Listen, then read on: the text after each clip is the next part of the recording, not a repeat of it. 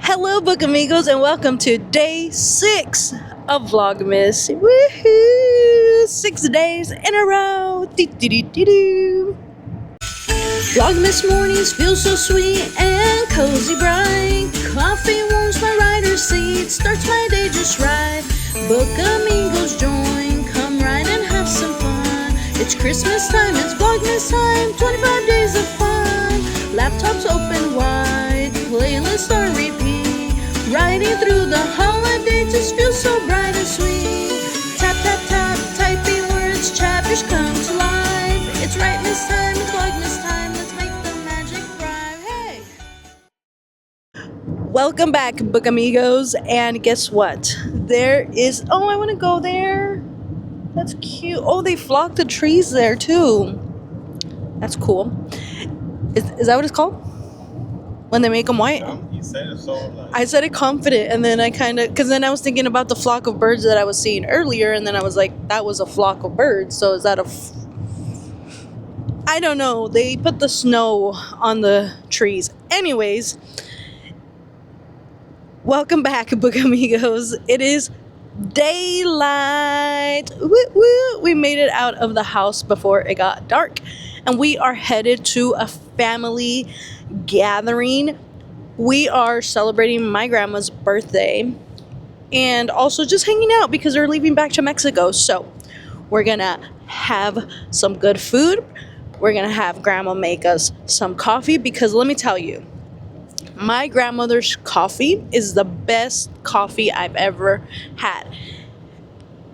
And it's not, I don't like sweet coffees, and her coffee is sweet, but it's probably just because it's my grandma's coffee that I love it so much. But do you like grandma's coffee? I do, actually. That's good. Yeah. Every time we see grandma, like, she looks at us and she's like, ¿Quieren un café? Caliento el agua para el café? And we're like, yes, of course. Duh. But anyways, look at, I don't know if you guys can tell based off the road, but it's super duper foggy. So over there, where my finger was pointing, we're supposed to be able to see mountains over there. And we can't because it's foggy. Foggy, cloudy. It looks like a cozy. Honestly, the weather matches December. I feel like other years we've been saying things like, oh, it doesn't even feel like it's December yet. It's not even cold out. It's this, it's that. And this year, it feels cold. But anyways, enough about the weather. I am going to do a brief disclaimer before I even continue. I do not know how much I am going to vlog, just because I don't feel comfortable bringing out the camera and putting it in people's faces. But like I said in yesterday's vlog, last night's vlog, today's vlog, whatever, the one before this, I want snippets of spending time with my grandma and my grandpa and the family and stuff like that, just because I think it's cool to be able to look back on it. So I might get a little bit here and a little bit there, but that's all I can promise. So yeah, let's get the day rolling and have some grand old times. Whoops. Go that way. Any words of encouragement? Keep recording. Okay, we will do that.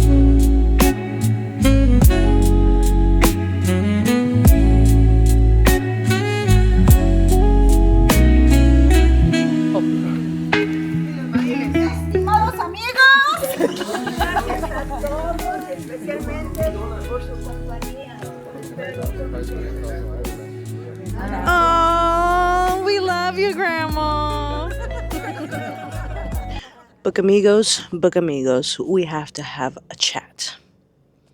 Come closer. A little bit more. A little bit more. A little bit more. Closer, book amigos. I am so late on publishing this vlog, and I'm so sorry. Please forgive me. Okay, too close. Back up.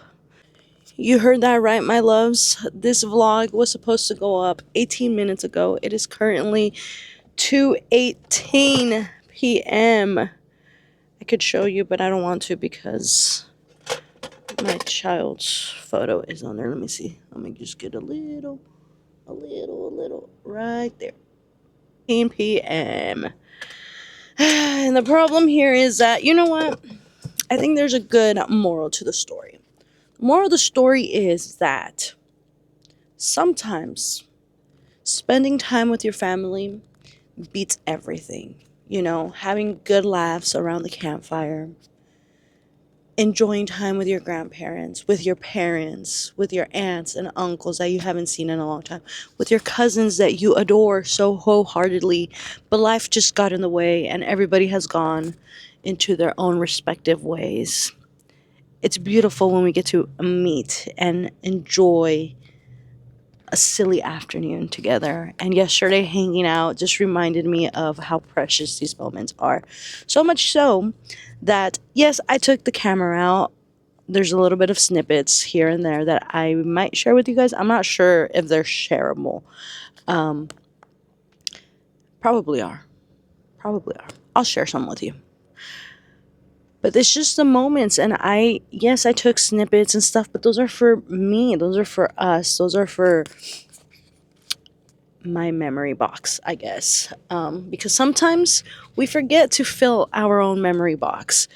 And when we remember, we got to take advantage of it because memories can last a lifetime. But then sometimes you begin to forget. So videos and pictures are a good memory of those memories. You know what I mean? Like they say, a picture speaks 1,000 words. But anyway, we're getting today started a little bit late, a little bit earlier than other days. And we are headed to my mother-in-law's house because it's her birthday. However, I dropped off little man and Mr. Man's at the grocery store to buy her some flowers. I came to pick up some coffee and hot chocolate for us because it's a cold one today. It is foggy, it is cold, and I keep saying this every day, but the thing is that I don't think you guys understand that for the past 3 years, it's been December 7th, and we don't have a need for a jacket, for a sweater. Like, it's not even cold out. So the fact that it's cold right now is amazing.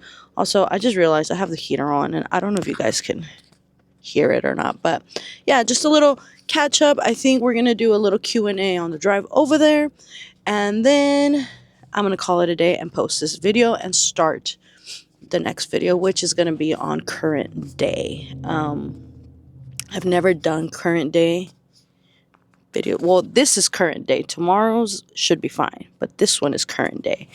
But yeah, we'll see how that goes. Oh, I think I see my boys walking over here. Uh-oh. It's not my fault. This drive-through is taking a little bit too long. But anyway, just a little catch-up, just a little, letting you guys into the loop. And yeah, let's cue the Q&A. I don't know what kind of Q&A is going to be. I think Mr. Man said he had a little bit of questions for me, or maybe I can ask him a little bit of questions. I don't know. We'll see. Stay tuned. For me, it's in a little bit. For you guys, it's only in a few seconds. So that's always crazy to me. Blows my mind. All right, we are back. And I picked up Little Man and Mr. Man's from the grocery store. So they are now joining us. Coffee ready. Coffee in hand. I did a little quick search on questions to ask. Wait, what did I do? Questions to ask a writer's spouse, because I did a little questionnaire on Instagram and I said ask me questions and nobody asked questions. Just kidding, it's okay. Anyway, question number 1, are you ready? Yes. You don't gotta think so hard. You're waiting for the mic, huh? Yeah. We have 2 mics. We upgraded. Woohoo! Anyways, a ver, love of my life. Ese parece que viene en sentido contrario. I know. The luces are weird. Anyways, whoa, they blinded me. I stared at them too long. Okay, what is the most surprising thing you've learned about the writing world since being married to a writer? We're not married. We will be. It surprised me that it could literally be about anything. Like writing doesn't have to, there's no specific thing that you could only write about. You could write about whatever you want. Yep. You could talk about rocks, well, whatever, construction, a stop sign. Yep. You know, whatever. It doesn't, I always thought it was like, oh, only certain things, you know, you could write about. You could write about literally about anything. You could make Hold on, my birch is falling. a story about anything, you know. Yep. That's one thing I didn't know. I think, yeah, and I think being able to talk to you about like the writing experience or whatever it's called, I think I've learned that myself too, because I've always had that personality of like, if I'm gonna go into something, I have to know what I'm doing and what I'm getting myself into. And like, I think I've said a bunch of random story ideas to you, and they literally pertain to absolutely nothing, if you will. Yeah. No, you can drink it, puppy. Just take the little green thing out. Give me a second. Okay, we had a little bit of an intermission because Papito needed help with his hot chocolate. Okay, but that's a good one. That's true. Next one. How do you deal with the writing cave, or when your spouse is deep in a creative flow and maybe a little unreachable? Ooh, that's a good one. I know. It's hard. The way I guess I deal with it is I bring you snacks. Yeah. Bring you snacks and Steal kisses. try to like let you know that, I mean, that it's, because sometimes you're there like all day writing and being creative, because it's, now I know it's not like an on button where, for instance, like if I'm gonna paint a car, it's just okay, I'm gonna go do it. I don't have to think about it. Yeah. It's all like a process as far as like, you know, A, B, C, and writing. You can start at the end or you can start at the beginning. And with, like, for instance, painting a car, you can't start at the end. You have to start, it's always the same starting point. Yeah, that's true. So it's just like, and I think I'm pretty well balanced out in the sense of like, I don't have a lot of creative days where I'm in the office for hours at a time. I'm in and out. Like, I'll sit down and write for like an hour or two, and then I'll go out, and then I'm roaming around with you guys. I go see what you guys are doing outside. I come back or whatever. Ando pa acá. The only times that I think that it gets like deep and I'm like in there for all day is if the Bookish Cheesemas girls are doing like an all-day live readathon, because I'll join and I'll just write with them, and they keep me on check because they want to read the book. So I think those are like an exception of me. Obviously, it does happen from time to time, but I think between the writing, like actually writing the story, and editing, I think it's easier for me to be stuck in there for days at a time when I'm editing versus when I'm writing. yeah. But yeah, he does go in there. He takes me snacks. He steals some kisses. He'll text me if I'm hungry. He'll make food. He'll do all the good stuff. He's very supportive, and I love that. Because if he wasn't like that, I don't know, man. That would suck.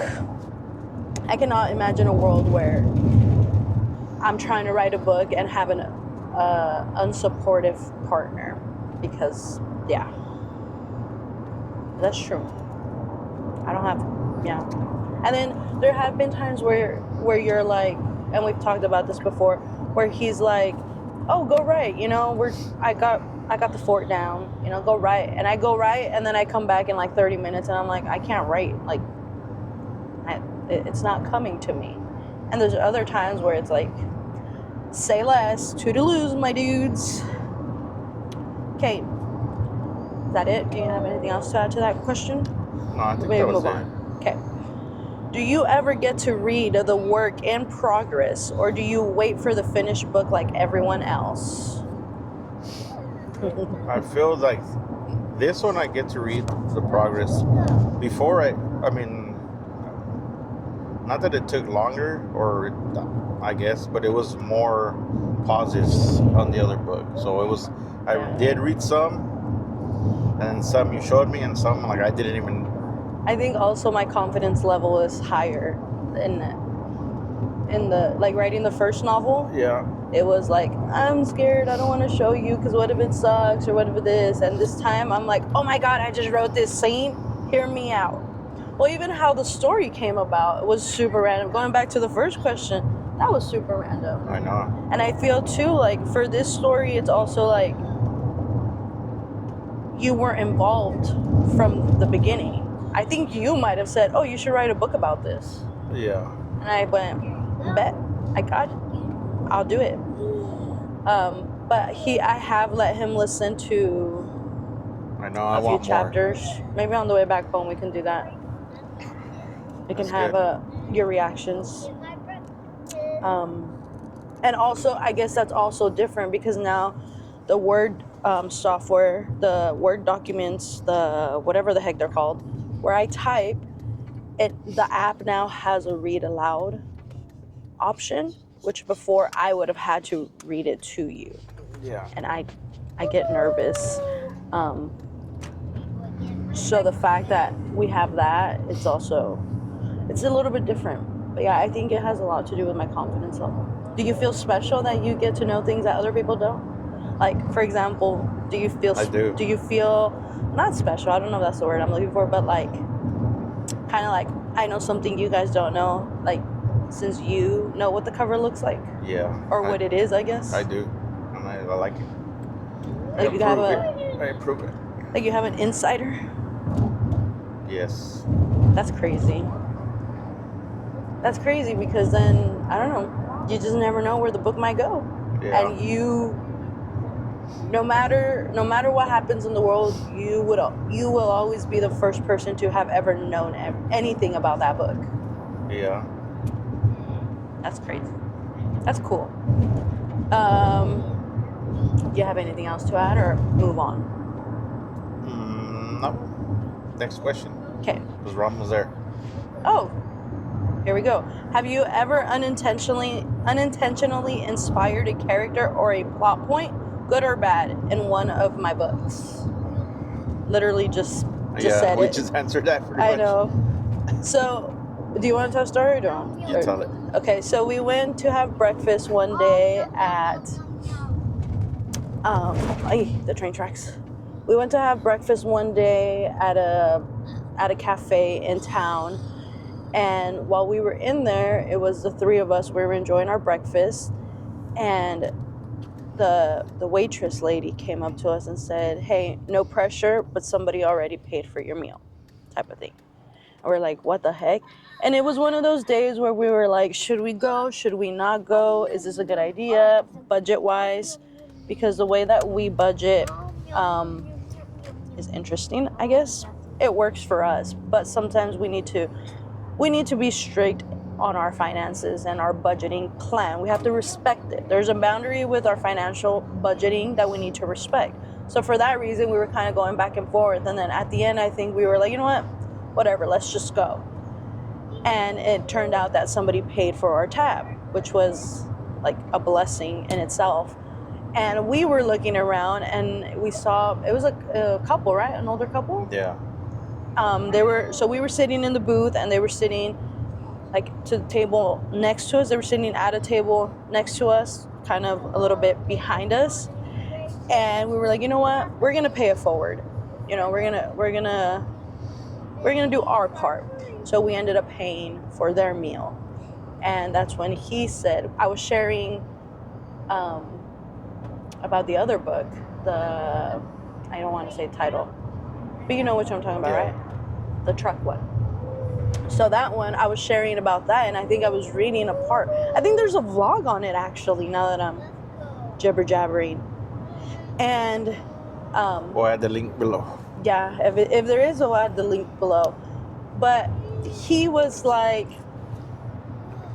oh, you should write a book about, like, paying it forward, in a sense. And honestly, that was the running title for this project for a while, until I figured it out, and it was called Pay It Forward. So to answer that question, long story short, after I gave you the long version, is that yes, he actually influenced and played a role on the idea for this book. Maybe not the plot itself, like the specifications and the things that are happening, but I didn't even plan for those. Those are just coming to be on their own. But yeah. And of course, there's a lot of things in the book that we've experienced together, or we've seen, and we're like, it's just, I don't know. Yeah, let me add a little bit of, let me sprinkle that in here, or sprinkle it in there. Like, for example, I think I wrote a scene of the girl being, or the guy bringing the girl flowers, but he brought her fake flowers, which you've done that because I'm allergic to flowers. Unless it's a special occasion, then he'll bring me like the real thing. But like, just because they'll go to like Dollar Tree or something and buy the little fake ones and make a little bouquet, and then yeah, or Lego ones. The Lego ones. So yeah, how does it make you feel to have influence a book? Because now we're like 53,000 words into the book. Like, there's no turning back. I don't know how I feel because I didn't think of that till now, or I guess now that it's more paying more attention to it. I mean, I don't know. I think once this is done, then I'll tell you. I feel like you're Like, I don't know. I feel like you get just as much credit as I do. Like, holding that end result, I think to me is gonna be like, holy, I did it. And for you, I think it's gonna be like, dang, out of a silly conversation. And it goes back to the other question of like, yeah, you get ideas everywhere. It's not like it was just a silly, like, ¿cómo se dice? Almost like a little dare, like, oh, write a story about that. mm-hmm. And then here we are. That's I know, because I remember I used to tell you, let's see, write a poem right here. Write a poem on a napkin. Yeah, and remember? I would. Yeah, I know. And I would. I want to get back to writing poetry. Maybe we should do that.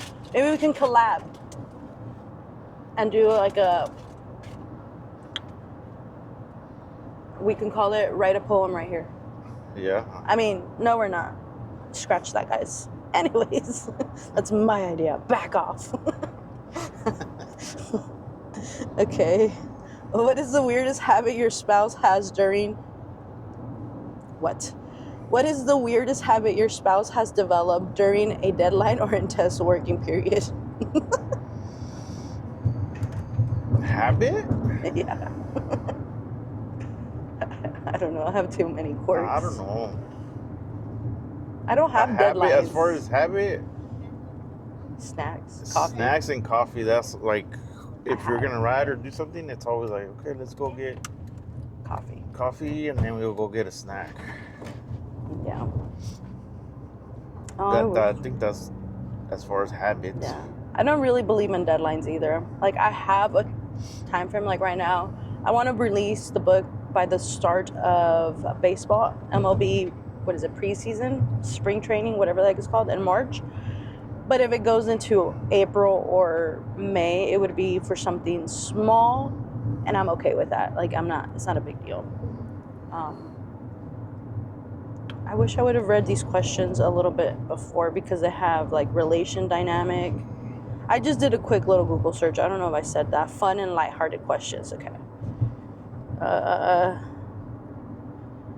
If their writing style was a type of food, what would it be and why? Oh, those are good.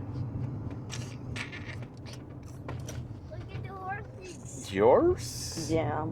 I have an answer. You have an answer? Yeah. I did see the horse puppy. I think it would have to be like a soup. A soup. Or like pozole.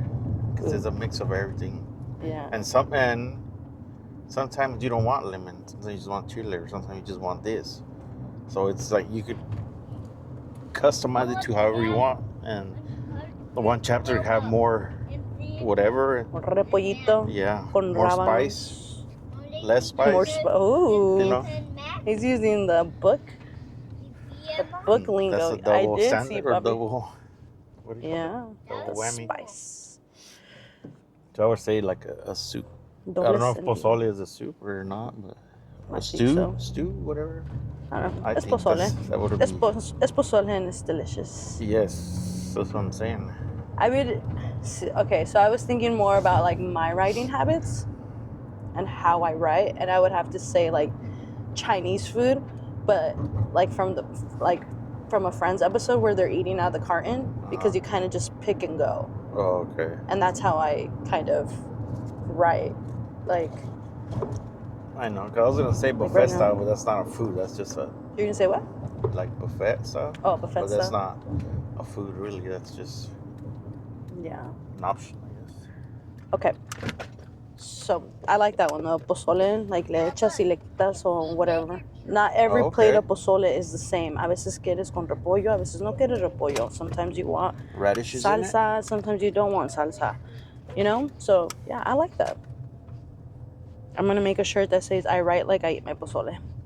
See, and that's just how the ideas come to be. That was super unintentional.